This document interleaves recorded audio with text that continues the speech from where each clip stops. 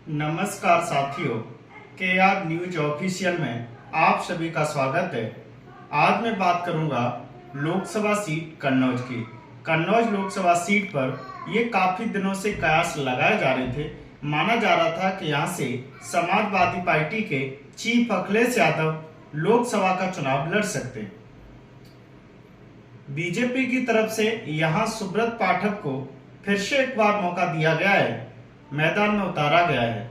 माना जाता है कि सुब्रत पाठक अपने बयानों की वजह से काफी चर्चा में रहते हैं और कई बार अखिलेश यादव और सुब्रत पाठक के बयानबाजी वायरल वीडियो भी होते रहते हैं, एक दूसरे पर आरोप लगाते हुए दिखाई देते हैं।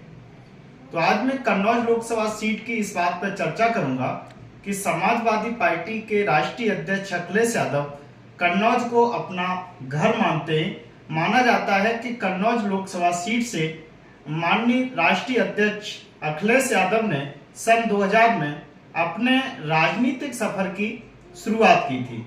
उनका जो राजनीतिक सफर था 1999 में जब लोकसभा चुनाव हुए, माननीय मुलायम सिंह यादव नेताजी कन्नौज लोकसभा सीट और संभल से चुनाव जीते।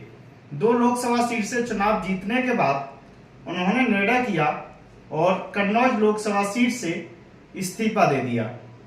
कन्नौज लोकसभा सीट से जब उन्होंने इस्तीफा दिया, उसके बाद में ये चर्चाएं होने लगी कि अब यहां से किसे लड़ाया जाएगा। तो बड़ा ही जबरदस्त एक प्रत्याशी ढूंढने की तलाश में समाजवादी पार्टी थी। उस टाइम एक जनसभा को संबोधित कर रहे थे माननीय नेताजी मुलायम सिंह यादव। वहीं पर माना जाता है कि अमर सिंह ने नेताजी मुलायम सिंह के कान में कुछ कहा।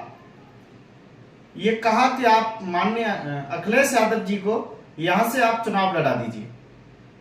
मुलायम सिंह यादव इस बात को लेकर के बिल्कुल भी संतुष्ट नहीं थे और वो नहीं चाहते थे कि अखिलेश यादव को कन्नौज से चुनाव लड़ाया जाए। उसके बाद में आजम खां समाजवादी पार्टी के वरिष्ठ नेता हैं, माननीय नेताजी मुलायम सिंह यादव से उन्होंने भी कहा कि आप इस बार अखिलेश यादव को कन्नौज लोकसभा सीट से आप चुनाव लड़ाइए और ये सीट बहुत आगे ले जा सकते हैं। इसी को लेकर के माननीय नेताजी ने कुछ देर विचार किया और उसी जनसभा को संबोधित करते हुए इस बात का ऐलान कर दिया कि मैं यहाँ आपको अपना बेटा छोड़ के जा रहा हूं। तो जैसे ही इस बात का ऐलान माननीय नेताजी मुलायम सिंह यादव ने किया कि कन्नौज लोकसभा सीट को संभालने के लिए जो जिम्मेदारी दी गई वो अखिलेश यादव जी को दी गई। और इस जनसभा में जो उत्साह और शोर जो दिखाई दिया, उससे उसी समय इस बात का अंदाजा लग गया था कि अखिलेश यादव की जो राजनीतिक सफर है वो एक अच्छी दिशा में जा रहा है। उसके बाद मंच से जब जनसभा को खत्म हो जाती है, उसके बाद मुलायम सिंह नेताजी नीचे उतरते हैं। उनके साथ साथ अखिलेश यादव जी जब नीचे आते हैं तब वो उनसे फिर कहते हैं कि आपको मैं यहीं छोड़ के जा रहा हूं, अब आपको मेरे साथ नहीं जाना है और कन्नौज में ही रहना है। और 2000 में जब उपचुनाव हुआ तो माननीय राष्ट्रीय अध्यक्ष अखिलेश यादव उपचुनाव जीते। उसके बाद 2004 लोकसभा चुनाव हुआ, वह भी जीतने में कामयाब हुए। 2009 लोकसभा चुनाव को कन्नौज से लड़े, वहां भी वो सफलता मिली। उसके बाद समाजवादी पार्टी में उनका इतना बड़ा कद बना और 2012 में जब समाजवादी पार्टी सत्ता में आई तो माननीय राष्ट्रीय अध्यक्ष अखिलेश यादव उत्तर प्रदेश के सीएम बनाए गए। तो जो कन्नौज है वो माननीय अखिलेश यादव जी के लिए एक राजनीतिक सफर शुरू करने का एक जो सिलसिला है वो कन्नौज से ही शुरू होता है। माना जाता है कि उन्होंने अपने सीएम रहते हुए सबसे ज्यादा यदि किसी को फोकस किया तो वो सबसे ज्यादा उनकी जो नजर थी वो कन्नौज ही लोकसभा सीट पर थी। और उसके बाद 2014 में यहां से डिंपल यादव चुनाव जीतने में कामयाब हुई, लेकिन 2019 का जो परिणाम आया उसने एकदम समाजवादी पार्टी को चौंका दिया और करीब थोड़े से अंतर से सुब्रत पाठक करीब 14 से 15 हजार वोट से जीतने में कामयाब हुए।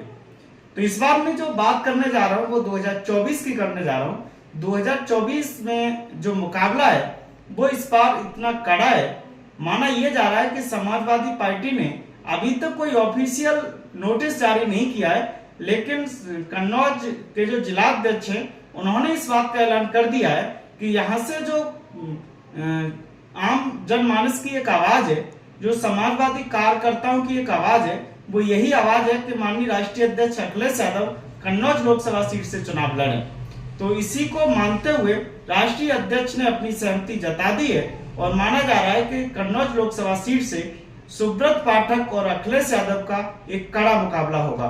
यदि ये मुकाबला यह कड़ा होता है तो उत्तर प्रदेश की सबसे हॉट सीट मानी जाएगी कन्नौज लोकसभा सीट। तो ऐसी सही और सटीक जानकारी के लिए आप हमारे चैनल KR न्यूज ऑफिशियल को सब्सक्राइब और शेयर जरूर करते रहिए।